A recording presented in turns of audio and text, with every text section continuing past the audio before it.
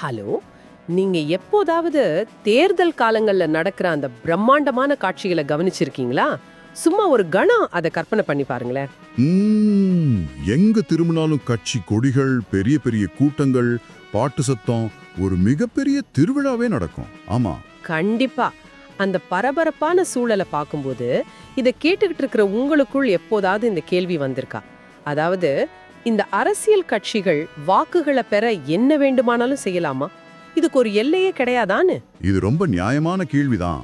இவ்வளவு பெரிய அதிகார போட்டியை கட்டுப்படுத்த ஏதேனும் ஒரு வளையம் இருக்கான்னு நிறைய பேருக்கு தோணும். ஆமா, அந்த அடிப்படையான கேள்வியை நோக்கி தான் நமது இன்றைய ஆழமான தேடல் பயணிக்க போகுது. நம்மிடம் உள்ள தரவுகளை வச்சு தேர்தல் நடத்தை விதிகள், அதாவது மாடல் கோட் ஆஃப் கண்டக்ட்னா என்ன, அது ஏன் முக்கியம்னு பார்க்க போறோம். மிக சரியான ஒரு தலைப்பு. இது ஜனநாயகத்தோட உயிர்நாடினே சொல்லலாம். எனக்கு இதை படிக்கும்போது என்ன தோணுச்சுன்னா, இது ஒரு மிகப்பெரிய கால்பந்து போட்டியில களத்துல ஆட்டம் வரம்பு மீறும்போது ஒரு நடுவர், அதாவது ரெஃப்ரி, விசில ஊதி விதிகளை நினைவூட்டுவது போல இருக்கு இல்லையா? அந்த ரெஃப்ரி ஒப்பீடு களத்தின் நிலவரத்தை மிக துல்லியமா பிரதிபலிக்கிறது. ஆனா இதுல நம்ம புரிஞ்சுக்க வேண்டிய ஒரு ஆழமான உண்மை இருக்கு. சொல்லுங்க. இந்த தேர்தல் நடத்தை விதிகளுங்கிறது ஏதோ விளையாட்டு வீரர்களுக்கு வழங்கப்படும் வெறும் அறிவுரை கையேடு மட்டும் கிடையாது. இது ஒரு மாபெரும் ஜனநாயகத்தை சமநிலையில வச்சு பாதுகாக்கும் மிக வலிமையான கேடயம். கரெக்ட். ஏன்னா தேர்தல்னாலே அது அதிகாரத்தை கைப்பற்றுவதற்கான ஒரு யுத்தம் தானே. ஆமா, அந்த யுத்தத்துல விதிகள்னு எதுவும் இல்லைன்னா என்ன நடக்கும்?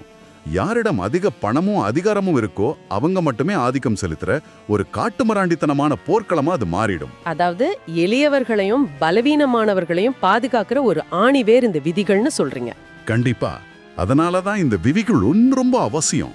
சரி, இந்த மாபெரும் விளையாட்டோட அடிப்படை தத்துவத்தை பத்தி பேசிட்டோம். ஆனா எனக்கு ஒரு நடைமுறை சந்தேகம் வருது. கேளுங்க. ஒரு ஜனநாயக நாட்டுல அரசாங்கமும் அரசியல் கட்சிகளும் வருடம் முழுவதும் பல காரியங்களை செய்றாங்க. ஆனா இந்த நடத்தை விதிகள் எப்போ சரியா அமலுக்கு வருது? ஒரு சாதாரண நாள் எப்படி திடீர்னு தேர்தல் கட்டுப்பாட்டுக்குள்ள போகுது? இது ஒரு மிக முக்கியமான கட்டம். இந்த விதிகளை உருவாக்கி அதை நாடு முழுவதும் அமல்படுத்தும் ஒட்டுமொத்த அதிகாரமும் இந்திய தேர்தல் ஆணையத்துடன் மட்டுமே இருக்கு. ஓ, எலெக்ஷன் கமிஷன் ஆஃப் இந்தியா கையில தான் எல்லாமே இருக்கா? ஆமா. இதை எப்ப நடைமுறைக்கு வருதுன்னா, டெல்லியில அவங்க ஒரு செய்தியாளர் சந்திப்பை நடத்தி இந்த தேதிகள்ல தேர்தல் நடைபெறும்னு அதிகாரப்பூர்வமா அட்டவணையை அறிவிப்பாங்க.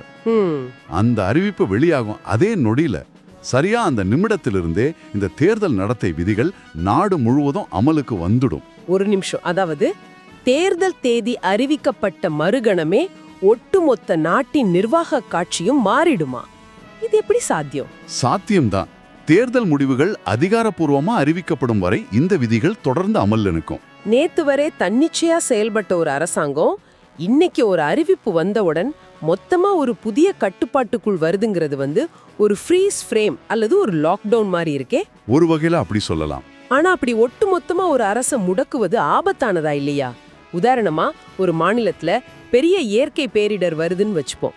அப்போ நடத்தை விதிகள் அமல்ல இருக்கு, நாங்க எதுவும் செய்ய முடியாதுன்னு அரசு சும்மா இருக்க முடியுமா? நீங்க மிகச்சரியான கோணத்துல சிந்திக்கிறீங்க. ஆனா அந்த ஃப்ரீஸ் ஃப்ரேம்ங்கிறது அரசின் அன்றாட அவசியமான செயல்பாடுகளுக்கு பொருந்தாது. அப்படியா? அப்போ மருத்துவமனைகள் இயங்கும், பேருந்துகள் ஓடும்? கண்டிப்பா ஓடும். அரசு ஊழியர்களுக்கு சம்பளம் வழங்கப்படும். இயற்கை பேரிடர் வந்தால் முழு வீச்சில மீட்பு பணிகளும் நடக்கும். அதற்கெல்லாம் எந்த தடையும் கிடையாது. ஓ, அப்போ பின் எது முடக்கப்படுது? வாக்குகளை ஈர்க்கும் நோக்கத்தோடு அரசாங்கம் செய்யும் புதிய அறிவிப்புகள் தான் முடக்கப்படுது.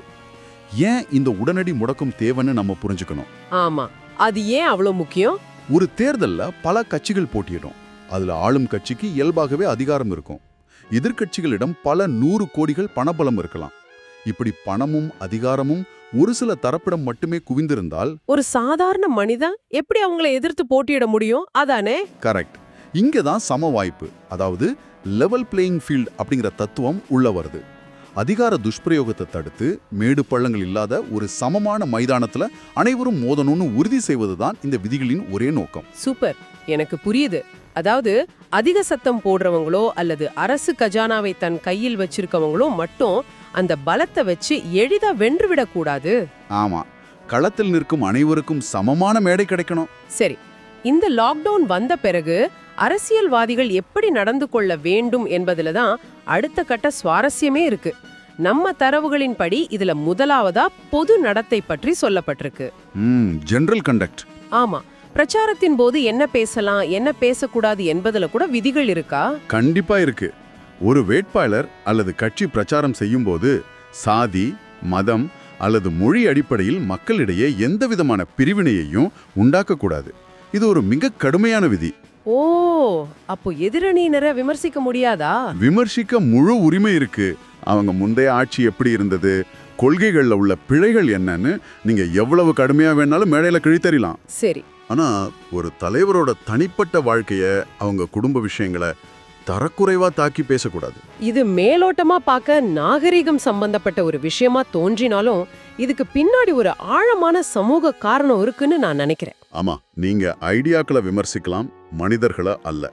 ஆனா தேர்தல் களத்துல உணர்ச்சிகள் கொந்தளிக்கும் போது ஏன் இதை இவ்ளோ தீவிரமா தேர்தல் ஆணையம் கண்காணிக்குது? ஏன்னா தேர்தலுங்கிறது வெறும் ஒரு மாதம் அல்லது சில வாரங்கள்ல முடிந்துவிடும் ஒரு நிகழ்வு. முடிவுகள் வந்த பிறகு எல்லாரும் அவங்கவுங்க வேலையை பார்க்க போயிடுவாங்க. உண்மைதான். ஆனா அந்த வாக்குகளை பெறுவதற்காக சுயநலத்தோடு மேடைகள்ல விதைக்கப்படும் சாதி மத ரீதியான வெறுப்புகள் சமூகத்துல ஒரு நிரந்தரமான வடுவை ஏற்படுத்திடும். கரெக்ட். அந்த தெருவில் வாழும் மக்கள் தேர்தலுக்கு பிறகும் அண்டை வீட்டாராக தொடர வேண்டுமே. சரியா சொன்னீங்க. சமூகத்துல நிரந்தரமான அமைதி காக்கப்பட வேண்டும் என்பதுதான் இந்த பொது நடத்தை விதியோட ஆணிவேர். மிக நேர்த்தியான விளக்கம். சரி, இப்போ அடுத்த முக்கியமான கட்டுப்பாட்டிற்கு வருவோம். இதுதான் எனக்கே ரொம்ப ஆச்சரியமா இருந்துச்சு. அதாவது ஆளும் கட்சி மீதான கட்டுப்பாடுகள். இது ரொம்ப முக்கியமான ஏரியா. தேர்தல் காலத்துல அதிகாரத்தில் இருக்கும் அரசு புதிய திட்டங்களையோ நிதி உதவிகளையோ அறிவிக்க கூடாதுன்னு பார்த்தோம். இத நான் எப்படி பாக்குறேன்னா, சொல்லுங்க. இது ஒரு தொடர் வெற்றி பெற்ற சாம்பியன் அணி மற்றவர்களுக்கு நியாயமான வாய்ப்பளிக்க வேண்டும் என்பதற்காக தனது சொந்த மைதானத்தில் விளையாடும் சலுகையை, அதாவது ஹோம் ஃபீல்ட் அட்வான்டேஜ முழுமையா விட்டு கொடுப்பதற்கு சமம். வாவ், அந்த ஹோம் ஃபீல்ட் அட்வான்டேஜ் ஒப்பீடு மிகச் சிறப்பு. இதை சற்று ஆழமா கலை யதார்த்தத்தோடு பொருத்தி பார்ப்போம். ஆளும் கட்சிக்கு எப்பவுமே அரசு இயந்திரத்தின் மீது ஒரு முழு கட்டுப்பாடு இருக்கும். ஆமா, அவங்க நினைச்சா என்ன வேணாலும் பண்ணலாமே. அதான் தேர்தல் நேரத்துல அவங்க திடீர்னு இந்த ஊருக்கு புதிய பாலம் கட்டப்படும், அனைவருக்கும் இவ்வளவு பணம் தரப்படும்னு அறிவித்து மக்களின் வாக்குகளை எளிதா தங்கள் பக்கம் திருப்பிவிட முடியும். கண்டிப்பா. அரசு வாகனங்கள், விருந்தினர் மாளிகைகள், அரசு பணியாளர்கள் என அனைத்தையும் தங்கள் கட்சியின் பிரச்சாரத்திற்கு மட்டுமே பயன்படுத்தினால் எதிர்க்கட்சிகளுக்கு அது எவ்வளவு பெரிய அநீதி. ஆமா, மத்தவங்க சொந்த பணத்துல கார் வாடகைக்கு எடுக்கும்போது அமைச்சர்கள் அரசு செலவில் பிரச்சாரம் செய்வது அப்பட்டமான சமத்துவமின்மைதான். இதை எப்படி தடுக்கறாங்க? இதை மிக கடுமையாகவே தடுக்கறாங்க. தேர்தல் தேதி அறிவிக்கப்பட்டவுடன் அரசு வாகனங்கள்ல இருந்து சைரன்கள் அகற்றப்படும். அமைச்சர்கள் தங்கள் அரசு வாகனங்களை பிரச்சாரத்திற்கு பயன்படுத்தக்கூடாது. சைரன் கூட கிடையாதா? ஆமா. ஏன், அரசு அலுவலகங்கள் மற்றும் பொது இடங்கள்ல உள்ள முதலமைச்சர் அல்லது பிரதமரின் புகைப்படங்கள் கூட துணியால் மறைக்கப்படும். அதெல்லாம் மக்களோட வரிப்பணம் தானே. கரெக்ட். அரசு இயந்திரம் ஆளும் கட்சியின் சொத்து அல்ல. அதனால தேர்தல் நடக்கும் அந்த சில மாதங்கள் அரசு இயந்திரம் ஆளும் கட்சியின் பிடியிலிருந்து முழுமையா விடுவிக்கப்பட்டு முற்றிலும் நடுநிலையா செயல்பட தொடங்கும். இது ஒரு அநியாயமான முன்னிலையை தடுப்பதற்கான ஒரு மிகச்சிறந்த தடுப்பரண். சரி, அமைச்சர்கள் தங்கள் அரசு கார்களை விட்டுட்டு சாதாரண கார்கள்ல வீதிக்கு வருவது வரை சரி. அடுத்து அவங்க மக்களை சந்திக்க தெருவுக்கு வரும்போது என்ன நடக்குது? தேர்தல் என்றாரே கூட்டங்களும் பேரணிகளும் ஊர்வலங்களும் தானே. ஆமா, அது ஒரு பெரிய திருவிழா மாதிரி தான் இருக்கும். இரண்டு எதிரெதிர் கட்சிகள் ஒரே நேரத்துல தங்கள் பலத்தை காட்ட நினைத்தால் களத்துல என்ன நடக்கும்? இதற்கும் கட்டுப்பாடுகள் இருக்கா? நிச்சயமா இருக்கு. ஒரு அரசியல் கட்சி பொதுக்கூட்டம் அல்லது ஊர்வலம் நடத்த வேண்டும் என்றால் எந்த வழியில் செல்கிறார்கள், எங்கு முடிகிறது என்பது குறித்து உள்ளூர் காவல்துறையிடம் முன்கூட்டியே தகவல் தெரிவித்து முறையான அனுமதி பெற வேண்டும். இது அரசியல் கட்சிகளின் குரலை ஒடுக்குவதற்காக இல்லையே. இல்ல, இது அரசியல் உரிமைக்கான தடையல்ல. இது பொது ஒழுங்கு, அதாவது பப்ளிக் ஆர்டரை பாதுகாப்பதற்காக. நான் இத கற்பனை செய்து பார்க்கிறேன். ஒரே நேரத்துல ஒரே பிரதான சாலையில இரண்டு தீவிரமான எதிரெதிர் கட்சிகள் ஊர்வலமாக வந்தால் வெறும் கோஷங்கள் மட்டுமே அங்க இருக்காது. ஆமா, அது ஒரு பெரிய சட்டம் ஒழுங்கு பிரச்சனையா மாறும். அதனால ஒரு கலவரமா மாற வாய்ப்பு இருக்கு இல்லையா? சரியா புடிச்சிங்க.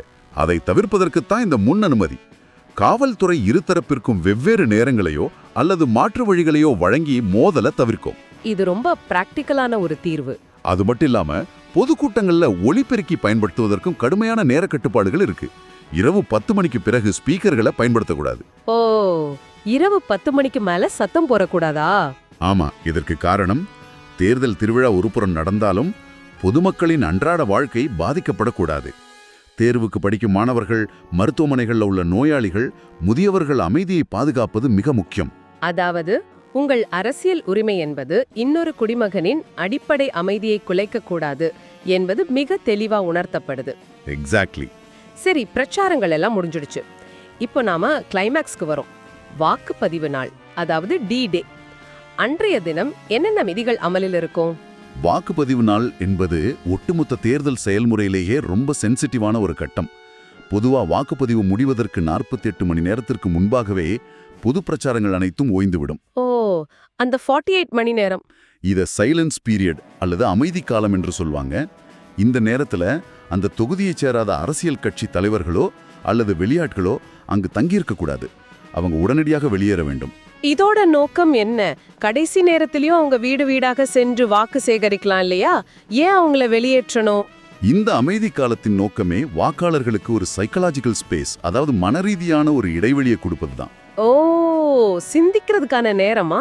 ஆமா, பல வாரங்களாக காதை பிளக்கும் பிரச்சாரங்களை கேட்ட வாக்காளர் எந்தவிதமான கடைசி நேர அச்சுறுத்தலோ தூண்டுதலோ இல்லாம சுதந்திரமா சிந்தித்து முடிவெடுக்கணும். இது ரொம்ப முக்கியமான விஷயம். அதனாலதான் வாக்குச்சாவடியை சுற்றி 100 மீட்டர் தொலைவிற்குள் எந்த பிரச்சாரமும் நடக்கக்கூடாது. வாக்காளர்களுக்கு பணம் அல்லது பரிசு பொருட்கள் வழங்குவது முற்றிலும் தடை செய்யப்பட்டிருக்கு. அப்போ மதுபான கடைகளும்? மிக முக்கியமா வாக்குப்பதிவு நாளிலும் அதற்கு முந்தைய நாட்களிலும் மதுபான கடைகள் கட்டாயமா மூடப்பட்டிருக்கும். இது ட்ரை டேஸ்னு சொல்லுவாங்க. வாக்குகளை விலைபேசும் தந்திரங்களை தடுப்பதற்கான மிக முக்கியமான நடவடிக்கை இது. இது கேட்பதற்கு ரொம்ப சிறப்பா இருக்கு. நாம இவ்ளோ நேரமா விதிகளை பத்தி பேசணும். இது செய்யக்கூடாது, அது செய்யக்கூடாதுன்னு ஒரு பெரிய பட்டியலையே பார்த்துட்டோம். ஆமா.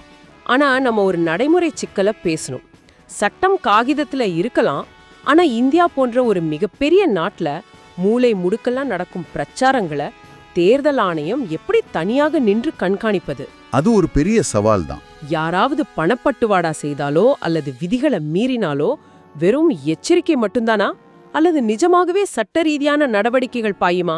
இதுதான் நாம விவாதிக்க வேண்டிய மிக முக்கியமான புள்ளி. விதிகளை மீறினால் ஏதோ ஒரு கடிதம் அனுப்பிவிட்டு தேர்தல் ஆணையம் அமைதியா இருந்து விடாது. அப்படியா? வேற என்ன நடக்கும்? லஞ்சம் கொடுத்தல், வாக்காளர்களை மிரட்டுதல், மத உணர்வுகளை தூண்டிவிட்டு வாக்குகளை கேட்பது போன்ற செயல்கள் சாதாரண விதிமீறிகள் அல்ல. இவை மக்கள் பிரதிநிதித்துவ சட்டம் 1951 அடிப்படையில் சட்டப்படியான குற்றங்களாகவே கருதப்படும். கிரிமினல் ஆஃபென்ஸா? ஆமா, கிரிமினல் ஆஃபென்ஸ். இந்த சட்டத்தின் கீழ் குற்றம் சாட்டப்பட்டவர்கள் மீது காவல்துறையில் வழக்கு பதிவு செய்து அவங்கள சிறைக்கு அனுப்ப முடியும். ஒரு வேட்பாளர் இந்த விதிகளை கடுமையா மீறித்தான் வெற்றி பெற்றார் என்பது நீதிமன்றத்தில் நிரூபிக்கப்பட்டால் அவரது வெற்றியை கூட செல்லாது என்று அறிவிக்கப்படலாம். சட்டம் அந்த அளவுக்கு வலிமையானதுன்னு ஒத்துக்கிறேன். ஆனா என் கேள்வி, இதையெல்லாம் யாரு கண்டுபிடிக்கிறது? பறக்கும் படைகள், அதாவது ஃப்ளையிங் ஸ்குவாட்ஸ் இருக்கலாம், ஆனா அவங்க ஒவ்வொரு தெருவிற்கும் வர தாமதம் ஆகலாமே. அது உண்மைதான், அவங்களால எல்லா இடத்துலயும் இருக்க முடியாது. ஒரு வேட்பாளர் ரகசியமா பணம் கொடுக்கறாருன்னா அதை எப்படி உடனடியாக தடுத்து நிறுத்துவது? இதை கேட்டுக்கிட்டு இருக்கிற நம்ம நேயர்களுக்கு, அதாவது வாக்களிக்க போகும் பொதுமக்களுக்கு இதுல ஏதேனும் பங்கு இருக்கா? தொழில்நுட்பத்தின் வளர்ச்சி இதற்கு ஒரு அற்புதமான தீர்வை வழங்கியிருக்கு. அந்த தீர்வு தான் C-Vigil என்ற மொபைல் செயலி. C-Vigil app. இதுல அப்படி என்ன சிறப்பு? இதன் மூலம் தேர்தல் ஆணையம் கண்காணிப்பு என்ற மாபெரும் பொறுப்பை தன்னிடம் மட்டுமே வச்சுக்காம அதை நேரடியாக சாமானிய மக்களின் கைகளில் கொடுத்திருக்கு. ஒரு நிமிஷம், இது கேட்பவர்களுக்கு எவ்வளவு பெரிய அதிகாரத்தை கொடுக்குது? நீங்க இதை கேட்டுக்கொண்டிருக்கும் நீங்க இனிமேல் தேர்தலின் போது உங்கள் தெருவில் நடக்கும் தவறுகளை பார்த்து பெருமூச்சு விட்டு விட்டு கடந்து செல்லும் வெறும் பார்வையாளர் அல்ல. கண்டிப்பா களத்துல தேர்தல் ஆணையத்தின் ஒரு அதிகாரப்பூர்வ கண்காணிப்பாளராகவே நீங்க மாறிடுறீங்க. ஆனா அது எப்படி வேலை செய்யுது? நான் ஒரு போட்டோ எடுத்து அனுப்புனா உடனடியாக நடவடிக்கை எடுக்கப்படுமா? ஆமா, C-Vigil ஆப்போட தொழில்நுட்ப சிறப்பே அதுலாம். நீங்க எங்க விதிமீறலை பார்த்தாலும், யாராவது பணம் பட்டுவாடா செய்தாலோ அல்லது அனுமதிக்கப்படாத நேரத்துல அதிக சத்தத்துடன் ஸ்பீக்கர்களை பயன்படுத்தினாலோ உடனே அந்த ஆப்பை திறந்து ஒரு புகைப்படம் அல்லது சிறிய வீடியோவாக எடுக்கணும். அந்த தகவல் எங்க போகும்? அது நேரடியாக மாவட்ட தேர்தல் கட்டுப்பாட்டு அறைக்கு சென்றுவிடும். இதுல எனக்கு ஒரு சந்தேகம் வருது. இது மிகச்சிறந்த ஐடியா தான், ஆனா இதுல ஒரு பெரிய நடைமுறை சிக்கல் இருக்கே. என்ன சிக்கல் சொல்றீங்க? ஒரு கட்சி தொண்டர் தனது எதிரணி வேட்பாளர் மீது உள்ள காழ்ப்புணர்ச்சி காரணமா எங்கோ பழைய காலத்துல எடுக்கப்பட்ட புகைப்படங்களை வச்சு போலியான புகார்களை ஆப்பிள் குவித்து அதிகாரிகளின் நேரத்தை வீணடித்தால் என்ன செய்வது? இது மிகச்சிறந்த கேள்வி. தேர்தல் ஆணையம் இந்த சிக்கலை தொழில்நுட்ப ரீதியாகவே தீர்த்துள்ளது. ஓ, அப்படியா? எப்படி? சிவிஜில் செயலியில நீங்க உங்க போன் கேலரியில் முன்பே சேமித்து வைத்திருக்கும் பழைய புகைப்படங்களையோ அல்லது வீடியோக்களையோ பதிவேற்றவே முடியாது. ஆஹா, அருமையான செக் இது. ஆமா, ஆப்பிள் இருக்கும் லைவ் கேமராவை பயன்படுத்தி அந்த நிமிடத்தில் நடப்பதை மட்டுமே படம் பிடிக்க முடியும். மேலும் அந்த படம் எங்கே எடுக்கப்படுகிறது என்ற ஜிபிஎஸ் இருப்பிட தகவல் தானாகவே அந்த புகாரோடு இணைந்துவிடும். அப்போ போலி புகார்களை எளிதில் வடிகட்டிடலாம். கண்டிப்பா. நீங்க புகார் அளித்ததும் உங்கள் இருப்பிடத்திற்கு மிக அருகில் உள்ள பறக்கும் படைக்கு தகவல் சென்று அதிகபட்சம் 100 நிமிடங்களுக்குள் அவங்க சம்பவ இடத்திற்கு வந்து நடவடிக்கை எடுப்பாங்க என்பதுதான் இந்த திட்டத்தின் ஆகப்பெரிய பலம். வாவ், இது மேலிடத்தில் இருப்பவர்கள் மட்டும் கண்காணிப்பது என்ற நிலைப்பாட்டை மாற்றி அடிமட்ட அளவிலான மக்கள் கண்காணிப்பா ஒட்டுமொத்த அமைப்பையே புரட்டி போடுது. இது ஒரு மிகப்பெரிய கிராஸ் ரூட்ஸ் மானிட்டரிங் சிஸ்டம். ஒவ்வொரு குடிமகனின் கைகளிலும் ஒரு கேமரா இருக்கிறது என்ற எண்ணமே தவறுகள் செய்ய நினைக்கும் அரசியல்வாதிகளுக்கு ஒரு பெரிய உளவியல் ரீதியான பயத்தை ஏற்படுத்தும். இது மிக சிறந்த திட்டம். உண்மைதான். இது ஜனநாயகத்தோட வலிமை அதிகரிக்குது. நாம இந்த ஆழமான அலசலோட இறுதி பகுதிக்கு வந்துட்டோம். இதுவரை நம்ம பேசியதை தொகுத்து பார்த்தால் ஒண்ணு மட்டும் தெளிவா புரியுது. தேர்தல் நடத்தை விதிகள் என்பது ஏதோ ஒரு சலிப்பூட்டும் அரசு வழிகாட்டுதல் கிடையாது. கண்டிப்பா கிடையாது. அது நமது ஜனநாயகத்தை, அதன் தூய்மையை அதிகார பலத்திடமிருந்தும் பணப்பலத்திடமிருந்தும் பாதுகாக்கும் ஒரு கண்ணுக்கு தெரியாத கேடயம். இந்த விதிகள் இருப்பதால் தான் ஒரு சாதாரண பின்னணியிலிருந்து வரும் வேட்பாளரும் பல 100 கோடிகள் வைத்திருக்கும் ஒரு பெரும் அரசியல்வாதியோடு ஒரே களத்தில் சரிசமமாக போட்டியிட முடிகிறது. முற்றிலும் உண்மை. இந்த விதிகள் உருவாக்கும் சுதந்திரமான நடுநிலையான சூழல்தான் தேர்தல் நியாயமாக நடக்கிறது என்ற நம்பிக்கையை சாமானிய மக்களுக்கு அளிக்கிறது. ஆனா இந்த அமைப்புகள் எவ்வளவுதான் கட்டுப்பாடுகளை விதித்தாலும் ஜனநாயகத்தின் இறுதி அதிகாரம் என்பது குடிமக்கள் விழிப்புணர்வோடு களத்தில் பங்கேற்பதில் தான் இருக்கு. நிச்சயமா. இதை கேட்டுக்கொண்டிருக்கிற நீங்க இந்த தேர்தல் அமைத்து இவ்வளவு சிரமப்பட்டு பாதுகாக்கும் உங்களின் வாக்குரிமையை சுதந்திரமா சிந்தித்து சரியாக பயன்படுத்தணும். அதுதான் ஒவ்வொரு குடிமகனோடின் கடமையும் கூட. ஆனா விடை பெறுவதற்கு முன் எனக்கு ஒரு சிறிய ஆனால் கொஞ்சம் குதர்க்கமான கேள்வி தோணுது. இதை கேட்டுக்கிட்டு இருக்கிற உங்களிடமே ஒரு சிந்தனைக்காக விட்டு விடுறேன். சொல்லுங்க, என்ன கேள்வி அது? நமது தரவுகளின்படி நாம் ஒரு முக்கியமான விஷயத்தை பார்த்தோம். தேர்தல் அட்டவணை எப்போது அதிகாரப்பூர்வமாக அறிவிக்கப்படுகிறதோ அந்த நொடியில தான் இந்த விதிகள் அமலுக்கு வரும்னு. ஆமா, அப்படிதான் பார்த்தோம். அப்படியானால் தேர்தல் தேதி நாளை காலை அறிவிக்கப்பட போகுதுன்னு ஆளும் கட்சிக்கே முன்கூட்டியே தெளிந்தால் இன்று இரவு முழுவதும் அவங்க முழித்திருந்து தங்களுக்கு தேவையான அனைத்து புதிய கவர்ச்சி திட்டங்களையும் இலவச சலுகைகளையும் அவசரமாக அறிவித்துவிட்டு சட்டப்பூர்வமா இந்த நடத்தை விதிகள்ல இருந்து தப்பித்துக் கொள்ள முடியுமா? இது ஒரு சுவாரஸ்யமான பார்வை. இப்படி ஒரு லூப் ஹோல் இந்த அமைப்பில் இருந்தால் அது லெவல் பிளேயிங் ஃபீல்ட் என்ற தத்துவத்தையே உடைக்கிறதல்லவா? இதை தடுக்க என்ன வழி? இதை எப்படி சரி செய்வது? இது ஒரு மிகப்பெரிய விவாதத்துக்கான புள்ளி. ஆமா, இந்த கேள்வியை உங்களின் சிந்தனைக்கே விட்டுவிடுறோம். ஆரம்பத்துல நாம கற்பனை செய்த அந்த தேர்தல் திருவிழா கட்டுப்பாடற்ற ஒரு காட்டுமிராண்டித்தனமான காடு அல்ல. அது ஒரு நடுவரின் விசில் சத்தத்திற்கு கட்டுப்பட்டு நடக்கும் ஒரு மிக நேர்த்தியான நாகரிகமான விளையாட்டு என்பதை இப்போ நீங்க ஆழமாக உணர்ந்திருப்பீங்கன்னு நம்புறோம். மீண்டும் ஒரு சுவாரஸ்யமான தேடலோடு உங்களை சந்திக்கிறோம். நன்றி.